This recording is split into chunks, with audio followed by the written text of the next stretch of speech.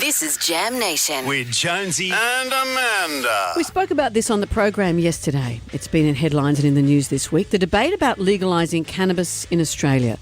The Greens want it done and are bringing this before Parliament today. Green Senator David Shoebridge is on the line to talk about what's going to be happening today and why this is important. Hello, Senator.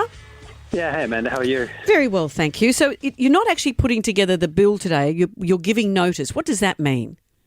Yeah, this is how you kick off making a new law. You've got to put on a motion and say, I give notice, I'm going to make a law about X. And in this case, we're giving notice, we're going to introduce a bill to legalise, to regulate and to allow for the lawful sale and consumption of cannabis. And that's how we kick it off. And it gets a lot of mixed opinions as well. We had this on our pub test yesterday. I'm actually on cannabis oil, which has 10% THC in it to help with my pain. It's also a mood stabiliser. And I don't take it all the time because I'm the only one with a licence, and the current legislation says if it's in your system, I'm not under the influence of it. So if I get pulled over, I have to then go to court. You know, I might have taken it 2 days ago. Just ridiculous. They need to change the laws straight away. So he's talking about that, but then on the other hand... No, I don't think it does, no. What about schizophrenia? Don't you think it causes that as well?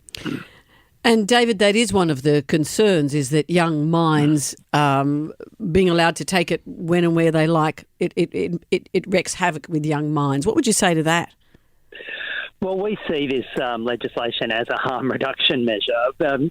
Yes, there can be some harmful effects from cannabis, but if you look at the kind of spectrum of drugs and those from the most to the least harmful, cannabis is in the less harmful side of that spectrum, significantly less harmful than alcohol and tobacco. But, you know, of course we will have restrictions that it can't be sold or consumed by minors. But really, the bulk of the harm that's happening at the moment from the way we deal with cannabis is the harm of young people in particular getting dragged through the criminal justice system, being criminally prosecuted, sometimes losing their job, having their lives turned upside down simply because they choose to have a joint with their mate on a Friday night. And for me, if we're talking harm reduction, that's the best way to reduce harm at the moment. Get it out of the hands of the organised crime, get it out of the hands of criminals, stop having young people's lives turned on their head because they choose to have a joint. Did you have any projections of how that will actually, if say the bill goes through and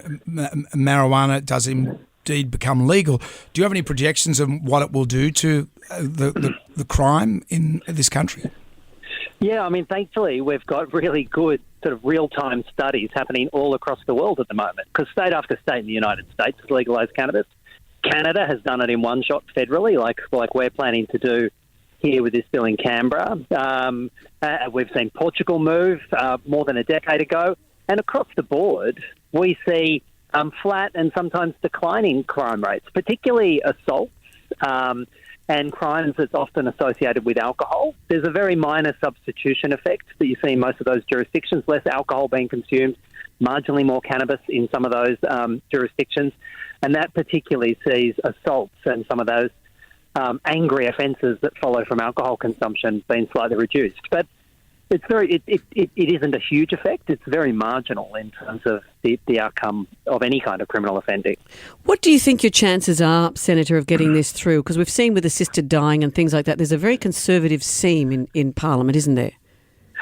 Yeah, and one of the reasons there's two reasons we're bringing it now. First is we've got some constitutional legal advice, and it's the first time it's been asked for and received, and it says we can do it. We don't have to wait for states and territories to move, and often at a state level, and I suffered in state politics before I moved here. You saw just how powerful the police were and what a big influence they were on state politics, and hopefully we can step away from some of that and get it done federally. But this constitutional legal advice says we can just get it done. The federal parliament has the power, and if it moves to legalise cannabis here in the parliament in Canberra, that would basically turn off all those state laws that make it a crime. And that's the way of doing it, across the nation and literally joining the rest of the world. Yeah. Well, good luck passing it around. Hey, man, don't bogart that bill. Well, I mean, we do have a new parliament, right? We've got now Greens are in the balance of power. We've got a record number of Greens. We've got a bunch of, community-minded independents.